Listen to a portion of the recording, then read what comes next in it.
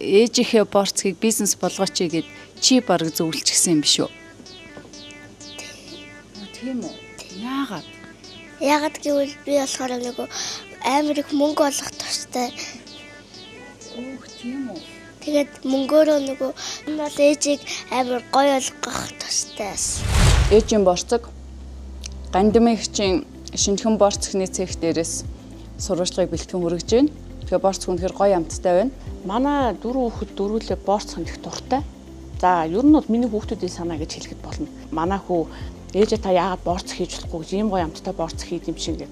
Хойд хариулахад нь би тоглоод хүүгээ ямар нэр хүү гэдэгт маа дунд хүү ээжийн борцох гэд нэрлэлчихээ л да гэдгсэн. Тэгээл ер нь миний хүүхдүүд ээжээ та чадна штэ гэхтэл ер нь бол би өөрөө айгуу тийм зориг орсон. Завмаар их хүсэлтэй өгөөд ерөнхийдөө ийм борцны үйл ажиллагаа хийж байгаа маа гэдэг хүсэлтэй төсөн.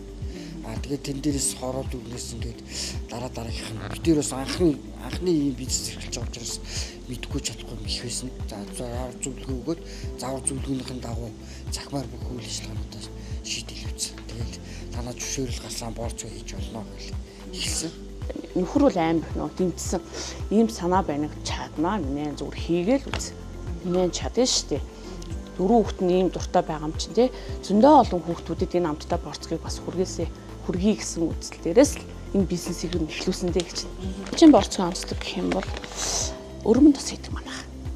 За энэ өрмөн тусаа бүр Баянгор аймгаас авдаг. Баянгор аймгаас. Шардаг тос нь өөхөн тос. Энэ чинь ингээд ерөнхийдөө бол яг ингээд нэг гэрээ ажил шиг дуустдаг. Өнөө өглөө босоод маргааш орой дуусна тусал тийм. Энэ бизнес дээр хамгийн их түшиг тулгуур болж явж байгаа манай хоёр том хүүхэд. Тэгээд манай хоёр баг бол ер нь хамгийн их хүчийг өгдөг. Ээж хоёрт одоо ингээл ангиас орж ирэхээр хүч өгье гэж тэрдэг. Зөөлөн гоё амттай гэдэг юм. Амар тийм сэтгэл мэдрэгддэг. Гэт хичээж хийж ин да гэдэг ингээ мэдрэгддэг. Тэгээд идэх амар дуртай. Хайр авдаг.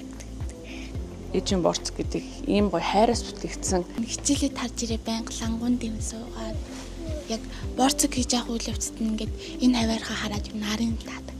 Ээжтэй дахиад сайн тусланда чадхаараа сайн тусланда л гэж боддог. Би бол хүүхдүүдийнхээ хүмүүжлэр их бахархдаг. Миний дөрөв хүүхдийн хүмүүжил миний хамгийн бид хоёрын одоо хамгийн үнэтэй зүйл. Манай одоо мөнх баярах одоо гандимаа нарын маань гэр бүл одоо яг ямар зам дээр зогсож байна вэ? Одоо яг нөгөө албаны бизнесийн одоо жижиг дунд үйлдвэрлэлийн газрын даргын нүдээр харахад те. За үнэхээр гоё харагдаж байна. Маш олон залуучууд маань яг бизнесээ эхлэх гэж явж байгаад хуучин бол энэ олон зөвшөөрөл бүртгэлээс болоод явцдаа нэцдэг.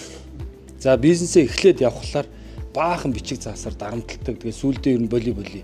Яг зүгээр сууханч гэж ийм сэтгэлгээтэй байсан бол өнөөдөр тэгээ Монгол улсын ерөнхий сайд одоо учрлын санаачилсан чөлөөлийн хөдөлгөөний хамгийн гол зорилго бол open mind буюу шинээр юм хийхин сэтгэлгээг нь одоо нээж өгөх залуучууд бизнес хийх, өөрийгөө авч явах, цаашлаад үйлдвэр аж ахуй байгуулах энэ санал санаачлага өөрснөө гаргаад гарааны бизнесээ хийгээд явхад нь төр гай биш тийм ээ зай болдог, чадвал тусалдаг ийм байх ёстой гэж энэ санаа одоо анх гарсан болов уу гэж бодож байгаа.